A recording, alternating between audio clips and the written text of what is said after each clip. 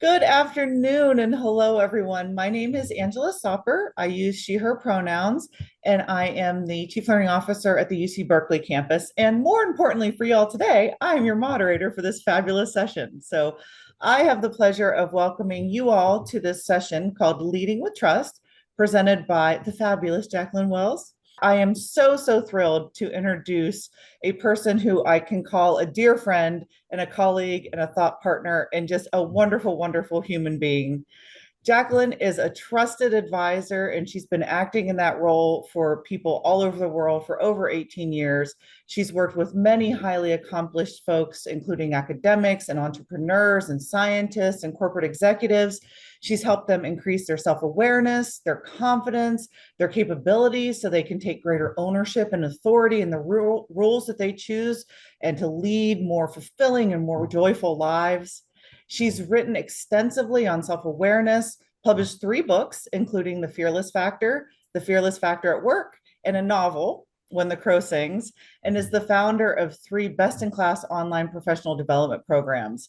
She's a TEDx speaker. Her topic, Unleashing the Power of Fear, The Secrets to Success and Happiness, is an amazingly profound video. If you haven't checked that out yet, I really hope you will. She's a professionally trained singer. She holds a black belt. She's also an accomplished cook. She lives right here in California in Vallejo with her husband of 44 years and their dog. And today she's going to talk to us about self-trust, trust in relationships, and organizational trust. Jacqueline, my friend, my dear, I'm so excited to have you here with this audience. The floor is yours. Thank you, Angela. It is such a pleasure to be here and to call you friend. Thank you so much for having me to do this business of the foundations of trust. And I'm going to just start with a bit of an introduction here. And I'm sorry if we're on slides and you're not getting my face on this, but there you go. There's a picture of me. You've no doubt heard that if you can't trust yourself, who can you trust? And yet, how many of us fall into the trap of second guessing ourselves, avoiding decisions or confrontations because we don't know how to trust that we're doing the right thing? Let's face it, the world is a confusing and challenging place, and it's not always possible to trust the information that you consume, especially in this day and age.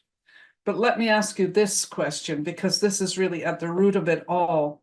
Do you trust yourself to do what you say you'll do, to have the right instincts when it comes to people or circumstances, to trust your decisions and your choices, and trust that you know what is good for you? Now, it might be hard to answer all of this in the affirmative, and of course, that is why you're here. How many times also have you been betrayed or let down by other people or the organizations you've worked for? Are there places in your life where it's not safe for you to trust?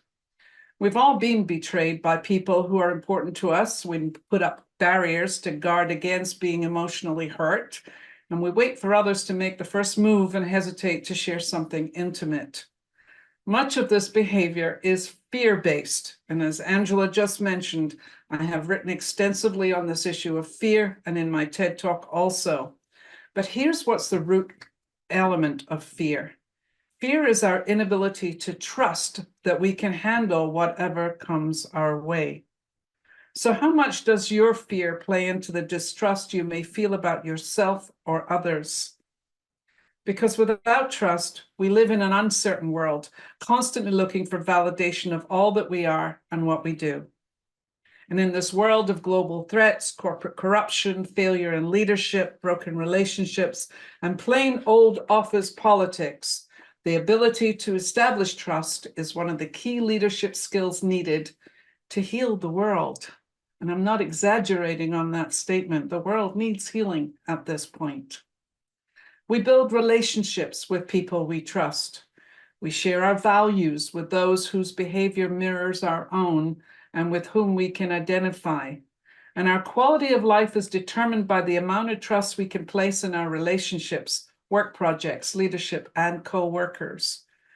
Every effort in which you are engaged, both personally and professionally, involves some levels of trust, and every encounter carries with it some risk. Trust is about relationships with people and with things. You trust that if you attend this program, it'll deliver the results that you want. You trust someone with information that you hope will keep confident.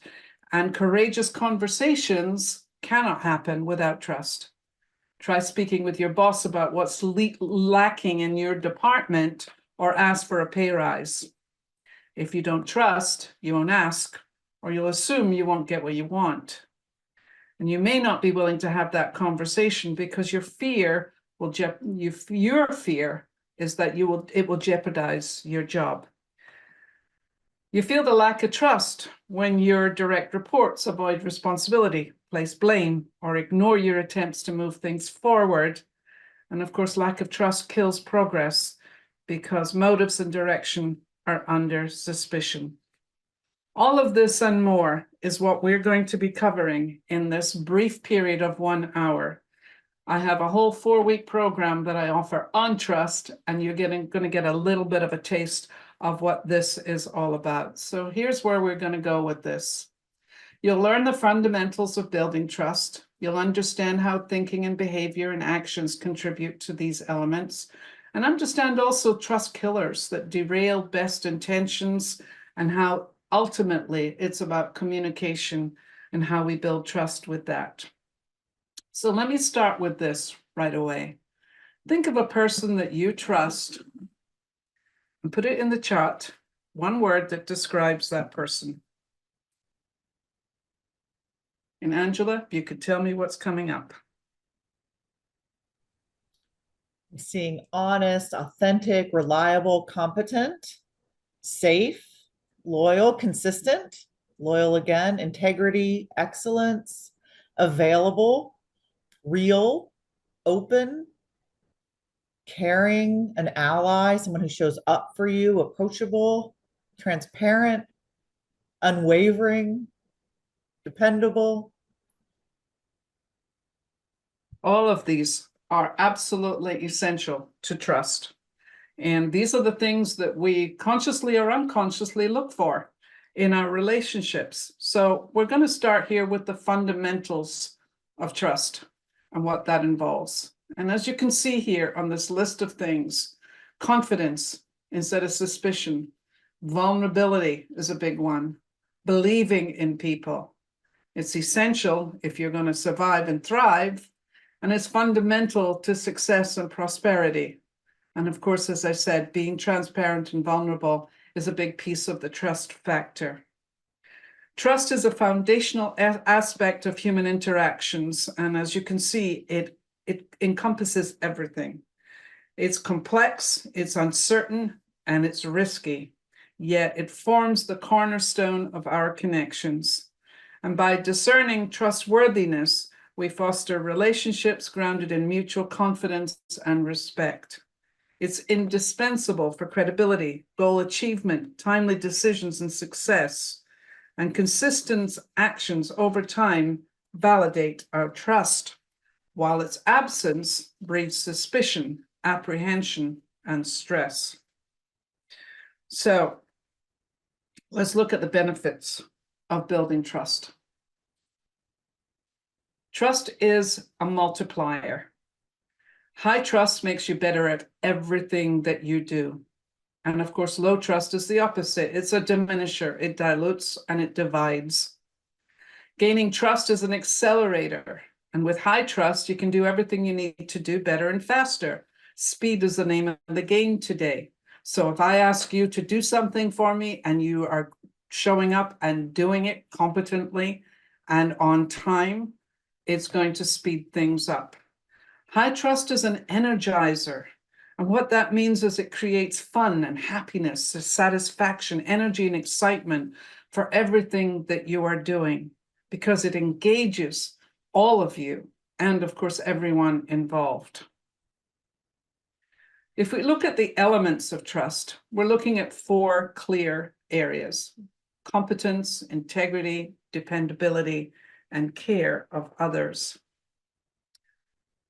Trust is built upon these particular things. And of course, trust equals competence plus integrity plus care for others plus a dependability. And these are elements that you have just kind of outlined in the chat. So let's look at each of those in a little bit more detail. Competence means having the skills and capability to meet expectations. When people see you as competent, they trust you to deliver on promises and achieve the desired outcomes. The integrity piece is about transparency and ethical conduct that ensures alignment between your words and your actions. And those with integrity, they uphold the commitments, they're truthful, and they have high moral standards that's fostered through the credibility and creates a reliable foundation. Being dependable means honoring your commitments and showing consistency. Trust grows when others can rely on you, the promises that you're making. It builds confidence in consistent actions, and elements of trust can be further explored through these four components of credibility, competence, and character. And of course, the care of others. This is a big one because it displays empathy, compassion, and genuine concern for others' well-being. And later on in this presentation, we're going to do a short video by Brene Brown that will really highlight this issue. When individuals feel cared for, trust is nurtured. Kindness, support, and understanding forge emotional connections, and they create a sense of safety and mutual support. And I did hear someone in the chat saying safety was a piece of this. We'll take a little look at that in a while. So the levels of trust, based again on Covey's model here, which came out of his book, The Speed of Trust, is basically through self, the relationships, organizational, market, and societal trusts. And when we understand each of those elements, we are truly understanding how to build trust in these different dimensions. So if we look at the levels of trust, the first one that I want to look at is self-trust. And this, for me, is one of the most important ones of all. Because as I said right at the beginning, if you can't trust yourself, who are you going to trust? It deals with the confidence that we have in ourselves and our ability to set and achieve goals, to keep commitments, to walk our talk, frankly, and to inspire trust in others. The key principle underlying this level is credibility, which comes from the Latin, which is credere, meaning to believe. So do you believe in yourself? Self-trust, mastering trust, is about examining your own behaviors. And this is what self-trust looks like. Awareness of thoughts and feelings, expressing yourself openly and honestly, sticking to personal standards, ethics, and core values, knowing when you need to take care of yourself first, confidence that you can get through difficult times, and pursuing your dreams without letting others stop you. In my experience in working with hundreds of people over the last 18 years, this is not easy to achieve. Some of it is possible just because, and others have to truly be worked on. So what does it look like when we lack self-trust? Let me see here. Well, let me ask you this question, first of all. Before we go there, I'll go back to that one because I'm a little ahead of myself here.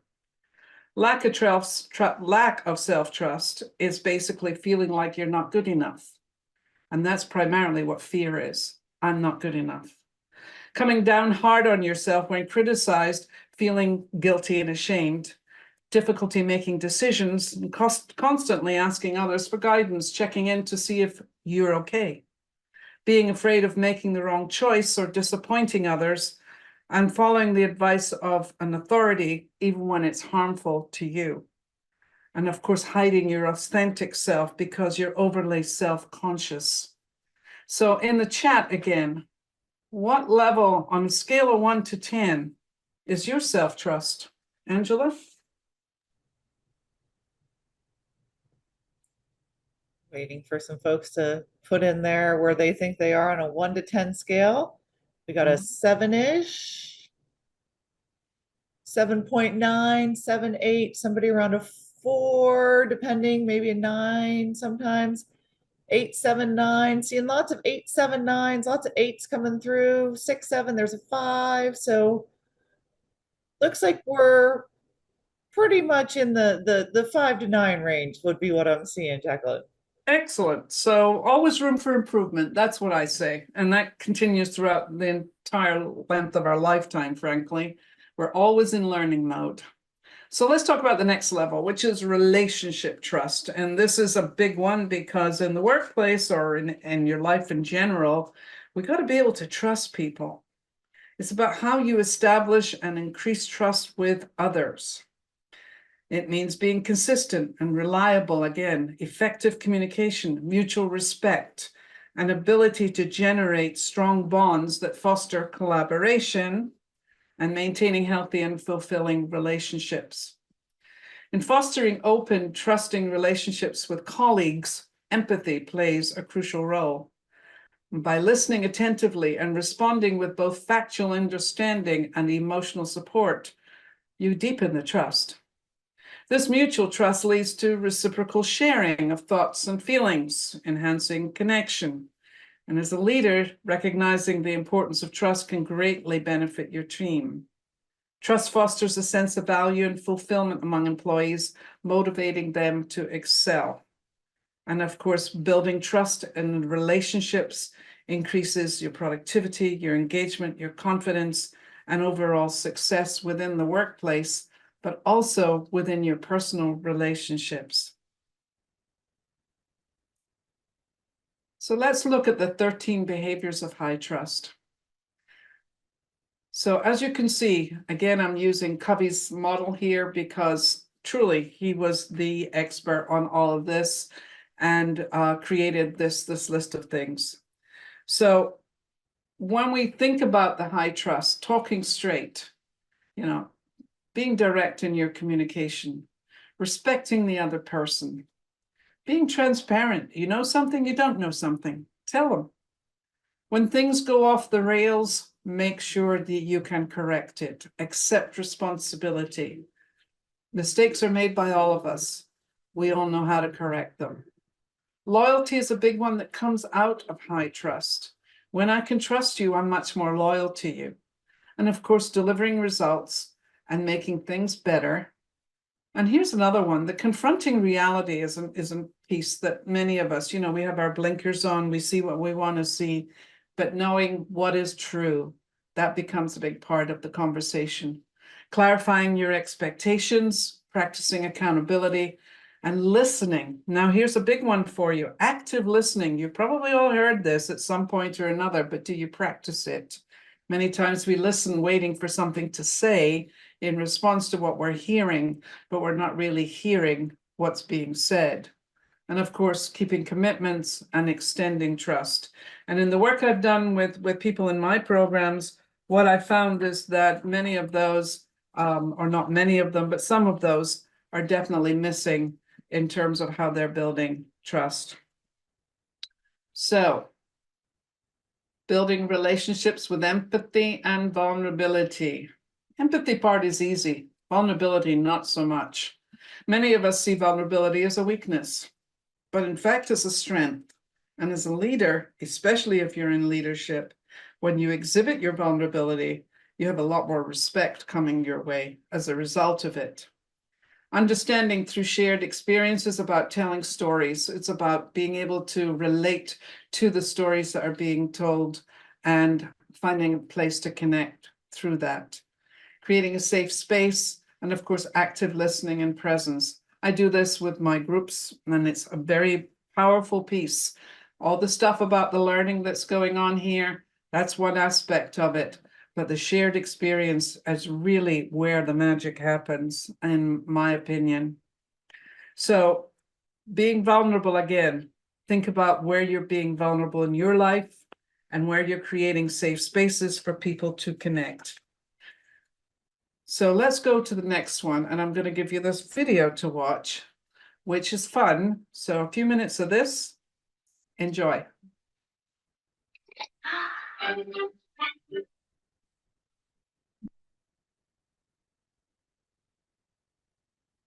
So what is empathy and why is it very different than sympathy?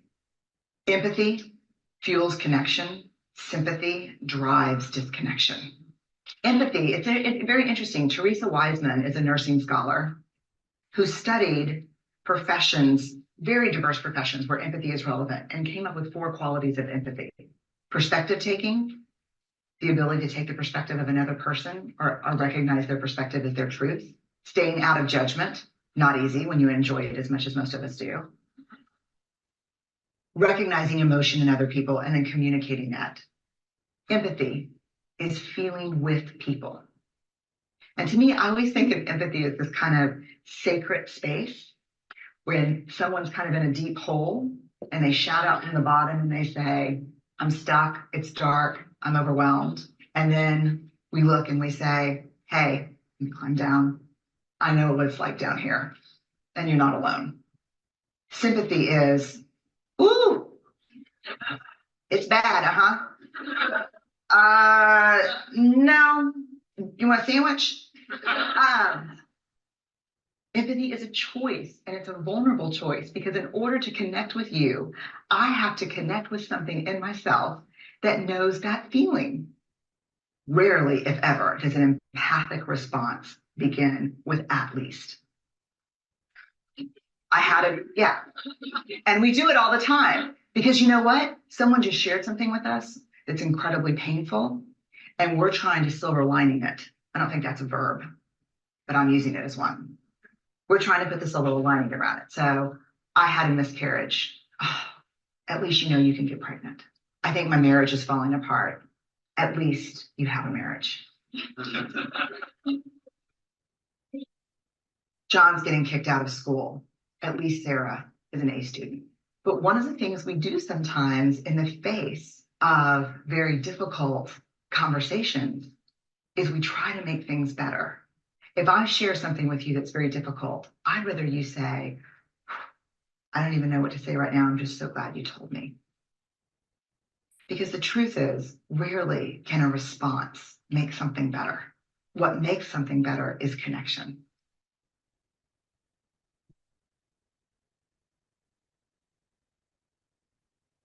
So here's what makes connection stronger: being genuine, positive, empathetic, consistent, committed, and transparent. And when you bring this together and you show genuine interest in the well-being and development of everyone that you meet, you foster a positive and inclusive environment that encourages the collaboration and teamwork. That in itself is worth having, is it not? Let's talk about the big one, which is where most things kind of get a bit weird, to be honest with you. I've worked with lots of organizations in presently and in the past, and I have to tell you, trust is lacking in many, many of them. This deals with how leaders generate trust within their organizations, but misaligned organizations have a history or a culture of withholding information, manipulating facts, resisting new ideas, and most importantly, covering up mistakes. A low trust environment is a result of violating those principles, both individually and organizationally. And leaders miss the solution when they don't look at the systems, structures, process, and policies that affect daily behaviors. You've heard people talk about cultures as the way we do things around here. And everybody thinks they've got this great culture, and they definitely all communicate properly, and they trust each other, and they're supportive, and it's safe, and all the rest of it. Put to the test, it's rarely the case. Trust is built through consistent actions, transparency, and fair treatment. And when trust exists within an organization, it leads to higher levels of engagement, collaboration, and innovation. And unfortunately, according to Gallup at this point in time, there's still an incredible level of disengagement throughout the workplace because trust, frankly, is missing. Let's talk a little bit about team trust, because that's the important piece. Psychological safety, we all know that term, but do we actually have environments where that is a reality? Psychological safety means that I can take risks, I can share ideas without judgment or retribution, and I'm feeling included without feeling excluded in the workplace.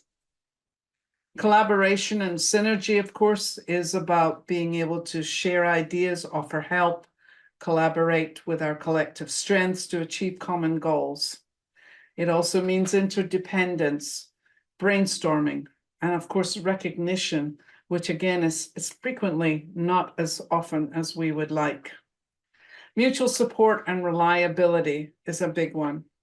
Team members feel comfortable seeking help, sharing resources, and relying on each other's expertise. And of course, mutual support and reliability includes dependability, conflict resolution, and dialogue. And conflict resolution, which is the last point here, is really important because many times we try to avoid it. We look the other way, or we're uncomfortable with difficult conversations. And so stuff goes unheard or unresolved. And that is really a big problem. So learning how to have the proper dialogues, active listening, facilitating solutions becomes a very big piece of that as well. Let's look at the levels of trust as a whole. Understanding the impact of trust on human interactions fosters healthy relationships and organizational dynamics. At its core, and I come back to this again and again, it starts with self-trust, where individuals are confident in their abilities and uphold their values and are authentic and consistent in their actions. In the realm of the relationships part, trust serves as a constant cornerstone for personal and professional bonds. And how does that come about? Through open communication, mutual respect, and again, collaboration and loyalty. And within organization, at every single level, from leadership to frontline, bolstering productivity, innovation, and conflict resolution. This should be very clear as to why we need to work on trust and why, if we do that, we have organizations and lives in general that are more transparent, accountable, and are committed to shared values that propels our success and cohesion. But there's another side to trust that we need to look at. Trust is about risk. And as I said earlier at the beginning of this, we take a chance when we trust someone. Some of us can be too trusting, and we've no doubt been burned by it. But trust is the one thing that we cannot live without, because when it's removed, it destroys families, relationships, organizations, and as we've seen, governments. And you don't have to look very far to see the results of that lack of trust. The world of work is an uncertain place, and only 51% of employees have trust and confidence in their senior management, and 81% of employees don't trust their managers.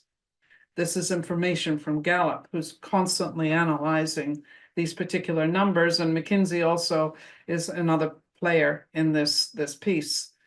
And is there any doubt that lack of trust corrodes performance and productivity, not to mention loyalty to the company? Because without trust, the world is chaotic and confused. And when trust is broken, there is a deep sense of betrayal, of something being violated. And as I've said, we all have experienced it at some point. A friend breaks a promise of secrecy, a colleague goes behind your back on a project, or a spouse or significant other has an affair. An agreement is ignored or broken. Without trust, we have fear, anger, and disappointment. And lack of trust is the touchstone to amplify these emotional responses that in essence cut off the ability to think well of others and to share our inner worlds openly. The bottom line is we need trust to build a healthy life. And when I say I love you, I'm saying I trust you. When I say I'm your friend, I'm saying I trust you and you trust me, and I'm taking a risk that it will be reciprocated. As I mentioned earlier, we've all broken trust with someone, when we shared something that was supposed to be confident. I've certainly done that in my life. Did that with my husband a couple of times, and it didn't go too well. So when we violate a good faith agreement and break a friendship, what does that do to us? But in truth, we break trust with ourselves and others almost every day in small ways. We don't live up to our commitments. We're not consistent in our actions. We say things we don't mean, and we're inconsiderate of others people's feelings. We don't make the attempt to understand when someone needs help, and we dismiss, ignore, or reject a person or an idea that matters to them. Trust is a fragile thing, and we have to cultivate it like a delicate plant that needs watering regularly to keep it in bloom. Let's look at the trust killers. So, just for a moment, think about someone that you've broken trust with. How did you mend that trust? Did you make the effort to rebuild, or did you let it go? Did you feel ashamed or embarrassed? And did it make it harder to heal the wounds? Breaking trust and recovering from it takes courage to step back into the conversation and make the effort to rebuild trust. And when we truly believe that a relationship is worth the effort, we find a way to apologize, to show we care, make amends, and give someone another chance to prove that they deserve your loyalty and trust. Trust is uncertain. It can take a long time to build and a minute to destroy. We can do better by simply acknowledging that we're all fallible and will fail many times in the course of building trust. When you make mistakes and say the wrong thing, make the wrong choices, and someone suffers as a result, you have the power to change that with compassion, courage, and a willingness to admit you're wrong. Trust is uncertain, but then again, so is life. We adapt and discover, and we find opportunities for growth when we can embrace the uncertainty. So if you don't mind, put it in the chat where you've experienced a breaking of trust and how did that impact you?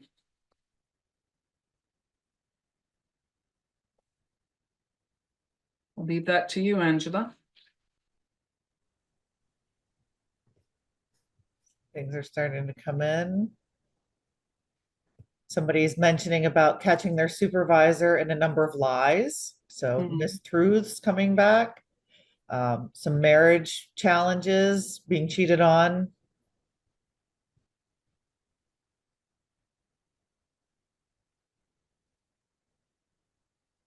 That's what I'm seeing so far. Oh, being hurt by a relative. Somebody's being, I don't know if it's physically or emotionally, not following through with agreements, being lied to.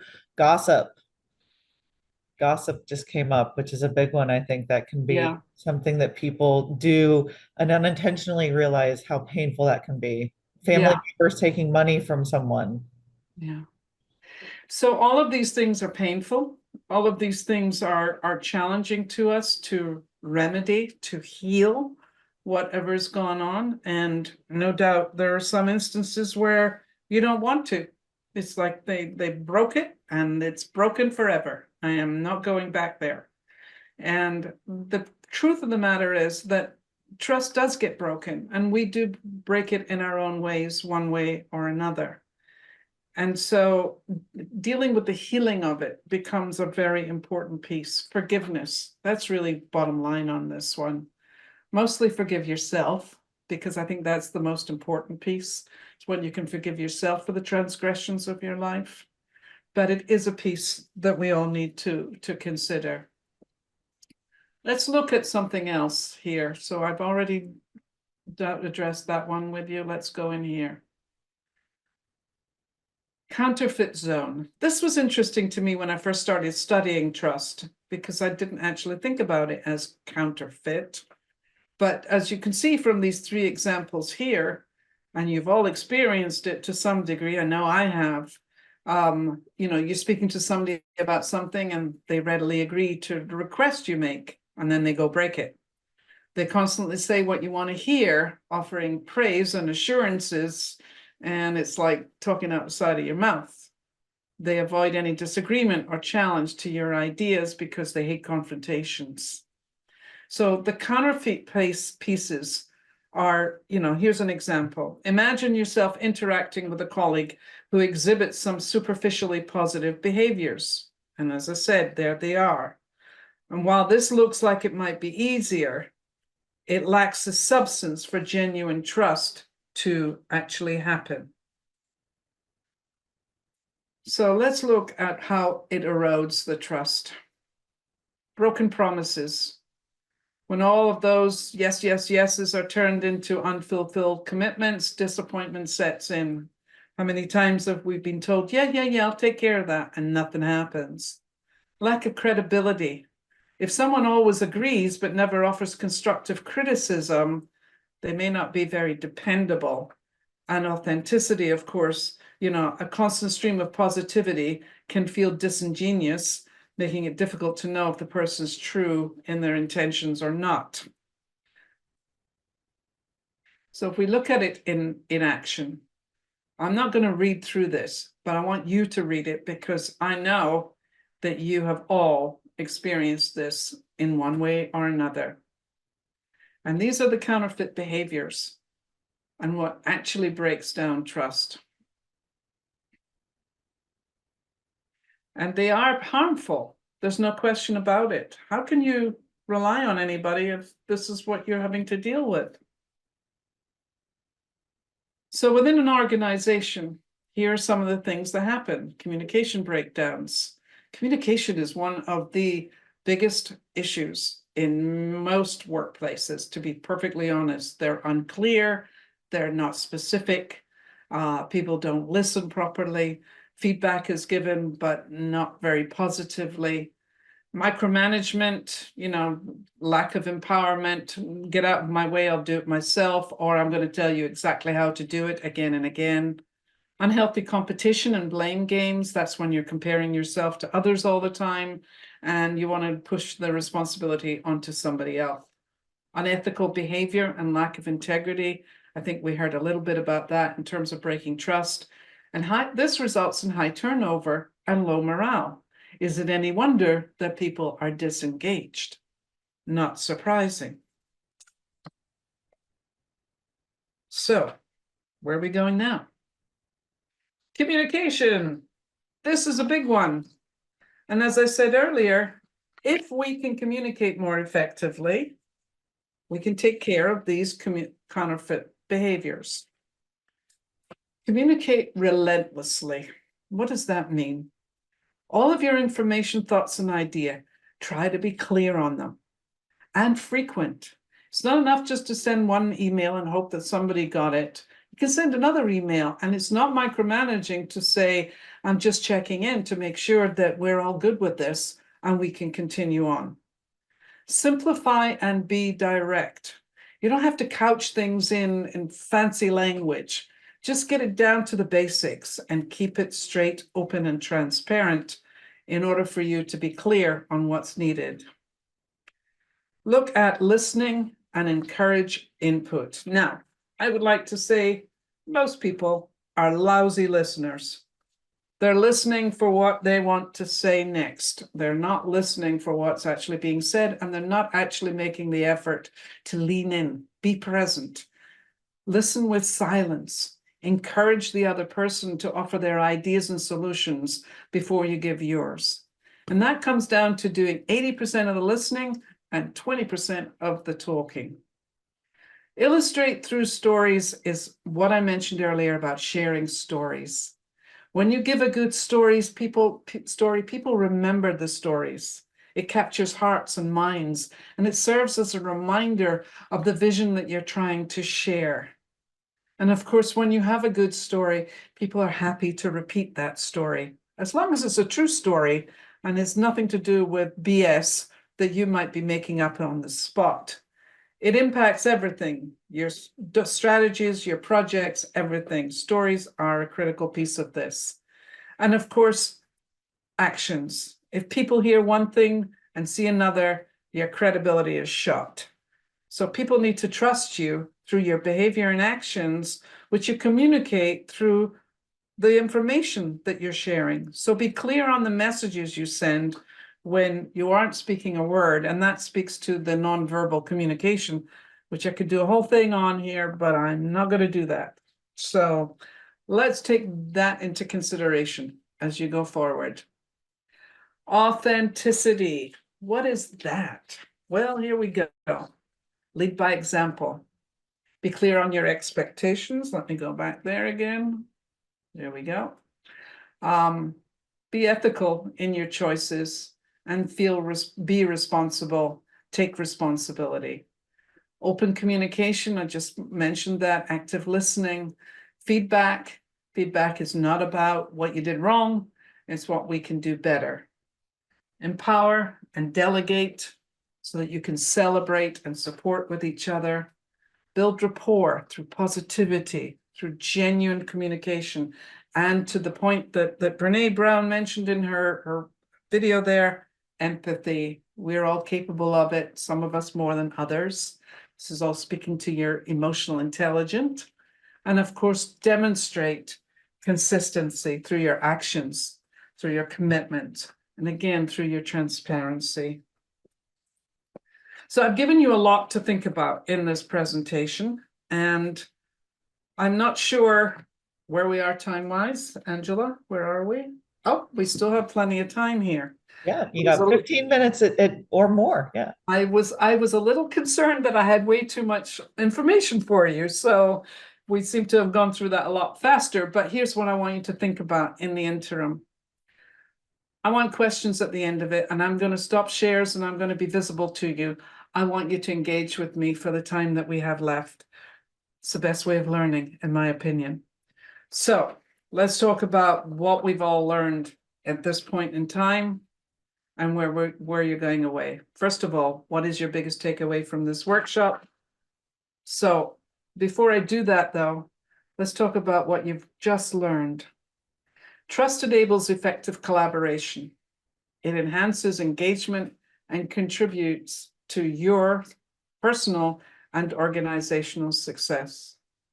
And by implementing these strategies, and by the way, the handout that you've been given there is very detailed and includes some of the things that I did not put into my slides today. But if you've studied this and you pay attention to the areas that you can continue with your learning, you will build strong relationships and achieve remarkable results. But most importantly, I want you to trust yourself. Know how to make the right decisions, take responsibility for your actions, and trust that you can handle whatever it is that comes your way. And that's all I have to tell you at this moment in time. So now I want to hear from you. What is your biggest takeaway from this workshop? And I will stop the share. And here I am, and there you are. Thank you all for being here. I hope this was helpful. If anybody has questions for Jacqueline, you can unmute, you can put them in the chat, or you can email or send them to me anonymously and I can ask them on your behalf. Are there any questions for anyone that's out there right now? And Jacqueline, I'll just get us started with a question. So you've worked with organizations, you've worked with so many people. What is one thing that you hope that the folks in this room will walk away and say, I'm going to try to do this a little bit differently when it comes to trust, either self, organizational, relationship? What is one thing you hope people walk away and say, I can try to do that differently? Yeah, the one thing that I would say to take away from all of this is that I'm going to take more risks. I'm going to put myself out there and trust someone or something. And I don't know what the outcome will be. So much of our life is lived with the idea of certainty. I need to know that it's going to be just fine. Well, that's not how life works. We are living in uncertainty all the time, not just in uncertain times, but uncertainty is very much a big part of our life. So take more risks. That would be the big piece to take away from this. I love that. You have a question here. If someone has information that their supervisor has been untruthful, What should they do? Trust themselves? What should they do in that situation? That's a complicated one. If your supervisor has been untruthful, that's a lot of insecurity on their part, frankly, number one. And number two, you're going to have to make a decision on how you wish to handle it. Now, it's your supervisor, so clearly you don't want to, push back too hard because your job might be in jeopardy, which is always the biggest fear of them all. It's like, if I really speak up, they're going to can my ass. But the truth of the matter is, unless you speak up, the behavior will continue. Now, I would say find evidence that it is lying, that find out, where it is that people are hiding from the truth of what is actually going on. So evidence is really important, but definitely find out how to speak up. And if it's not with your supervisor, go the next level. Talk to the person at the next level up and let them know your concerns and how it's impacting your role. That's the other side of this, because it's not just a singular thing. It impacts everything. It's great advice. I know my manager, Eugene Whitlock, who's our Chief People and Culture Officer, has an open door policy for anyone on our campus at Berkeley to come and talk to him when something is wrong. I have the same kind of policy. So if you need help, come and talk to us. Yeah. What about a book? Do you have a book you're reading right now or a book recommendation you want to share with our friends here? I'm actually reading a book on sleep right now. Now, this might sound like a strange one to be reading, but the truth of the matter is sleep is really critical to our well-being. Yeah. And when we are coming out of lack of sleep, we are not motivated, we don't make the right decisions, we might lack trust in our daily life. We doubt ourselves. We get into all kinds of machinations. So the idea of getting enough sleep, because of the effect it has on the brain and our ability to use our prefrontal cortex adequately, is a really critical issue. And most of the individuals in this country are sleep starved. And it leads to all kinds of health problems as well as mental problems. And I can't stress it enough. I get 8 hours a night. That's my thing. I'm a lark. Some people are night owls. I'm a lark. I get up at 5. I go to bed at 8:30, 9 o'clock. I'm done. 16 hours is usually our ideal time for functioning. Beyond 16 hours, we start to lose momentum. It's a great book, worth reading. Don't ask me for the title right this second because I can't remember it, but it's written by a sleep behavioralist and it's really well done. So that's what I'm reading. Yeah. I think it's great advice that sleep is so very important. Rest and even play and rest and all these ways that we rest our mind. Yeah. If somebody wants to start building some trust within a team, what might be their best first step? Communication. Learn who is on your team. Mm-hmm. Find out who they are. It's not just their job. It's simply about who is this person that I'm going to be spending time with. I want to get to know you. Give them freedom to be able to express that. Show interest. Be curious. Curiosity is the biggest piece of all. When you show curiosity and you show people that you care, that they're there, they will deliver in spades as a result of that. So that I think is really the biggest one for team members, especially for new team members, but even for the ones you've been working with for a long time. You might not know what matters to them. What do you do when you're not working? It's just about learning people. That's really it. Yeah. Be human. I love that. I love that. What about if you have a manager who has difficulty trusting or maybe micromanages? If they say something like, trust is not the way we run an organization. What might you say to something like that? So someone says, the trust is not important. Okay, so I'm micromanaging you. I'm getting in your way of doing the job. You need to have a conversation with that person. Now, we need to be bold enough, and again, back to that risk factor of saying, I understand that you need to have, a bit more control over this, but how can I make this easier for you? so that you don't feel like you have to be all over it. It's a polite way of saying, get out of my face, frankly. I love it when you're polite, my friend. I love it. We got a question here from one of our supervisors, I think. They said, as a supervisor, what can we do? What can I do to support my staff or the teams we manage in building their self-trust, other Yeah. than modeling it, which is a super important step, modeling that. But what can we do as a supervisor, as a manager, as a lead with the teams that we lead to build the self-trust within those individuals? Let's go with the feedback piece. Okay. Feedback tends to be performance reviews. It's not enough. Yeah. It's a piece of where you need to sit down and say to people, this is what I see is going on for you. How can we make this better? What do you need in order for this to be easier for you? Where in this particular scenario do you need help? Let them know that you care. That's how you build the self-trust right there. Self-trust is a difficult road. I mean, I have to say, I have a 4-week program on leading with trust, and self-trust is where we start with this. And many times it's that fear of not being good enough, that fear of not being capable, that fear of not being worthy or deserving. These are all elements that underlie a lot of people's thinking and behavior. So take a moment to understand, what do you need more of? What do you need help with? Encourage people to show up and be themselves, and then you can build from there.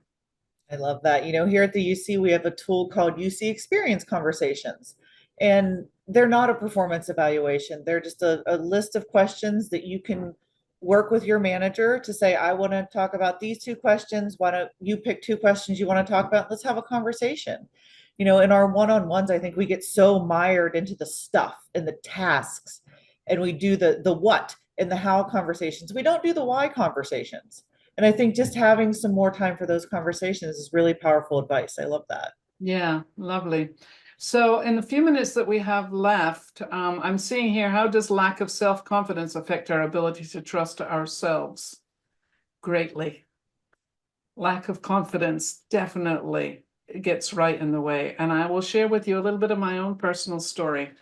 I come across as very confident at this point in my life. That's because I've worked on it. But if you spoke to me even 5 years ago, 10 years ago, you would have seen and heard a little bit of that lack of confidence that totally gets in the way of you showing up as the real you. I mean, I'm at a stage of my life right now where I can actually feel like I can say and do what I want. You like it, you don't like it, I don't care. If you had met me 20 years ago, that was never going to be the truth, because I was all about, are you okay? Because if you're okay, I'm okay. We spend a lot of our life people pleasing because of lack of confidence. And that becomes a major issue in our ability to accelerate our own success. And that's a big piece of what I work with my clients, is that lack of confidence. Again, it's fear-based. It's always going to come back to that little four-letter word. But here's what I like to say about fear. Fear is the greatest driver for growth in the human experience. And why do I say that? Because when fear shows up, when our insecurities show up, oh, there's a signal that there's something you can change. But you got to work on it. And you got to trust yourself that you are going to be okay with whatever happens. Because we have to look at the stories we tell ourselves. That's where lack of confidence comes from. It's the stories we tell ourselves. So as you were building that self-confidence, how did you change those stories? The negative stories needed to be released and the positive ones needed to step in. I needed to remember, I said at the very beginning of this presentation about the need to believe, credere, to believe in oneself. And when we don't truly believe in oneself and we're constantly looking outside to someone else to tell us we're okay, you'll never be able to fulfill that hole in you that says you're not good enough. And that was my struggle. And that's why I do the work I do now, because it is really about the lived experience. I think I have one more question I see here in the chat that we haven't gotten to. If you're dealing with kind of repeated disappointment, that disappointment over and over again, where and how might you start to recover? What might you advice you give to someone who's trying to recover from that kind of a experience? Well, my initial off the cuff response is you're hanging out with the wrong people. But secondly, I would say if there's constant disappointment, measure your expectations. Look at your assumptions and your expectations in order to define whether those disappointments can be avoided. Because that's what disappointment is. It's an expectation that didn't go the way you had planned. It's like when people tell me they're afraid of failure. And I go, here's the thing on failure. It is simply a piece. It's a choice, a decision, or an expectation that didn't go the way you had planned. End of story. None of us die from failure, unless it's really drastic, but most of it is recoverable. So watch those expectations, because that's where disappointment really comes from. Yeah. Yes. Well, is there one final word you want to end on before we close this out? What's your one final word you'd like to end I on? don't think I heard from anybody on what their big takeaway from this is. So can I hear from at least a couple of you before we finish our session here on what's your big takeaway from what you've learned today? I see people saying it's been freeing. I see people saying that, let's see, showing vulnerability gives others an invitation to do the same. It can remove the fear around us. Take more risks. I see that just popped up. Learning to trust the inner voice in your head can be hard, but Yes. important. Yes. Challenge it. That's my thing. And I also like to say on the negative voices inside your head, ask yourself who's doing the talking, because I'll guarantee you it's not you. It started at an earlier time in your life. Where did that start? I see communication, communication, communication. Building trust starts with you, all capital letters. Some things people want to work on themselves, being authentic, communicating relentlessly, listen, building self-trust, good advice to take more risks, all kinds of good things coming through there.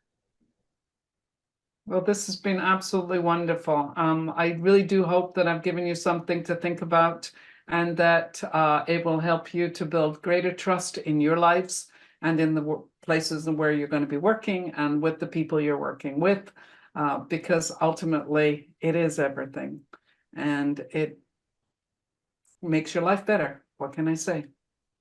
I love it. Well, thank you so much, Jacqueline, for your time and for sharing with our audience today.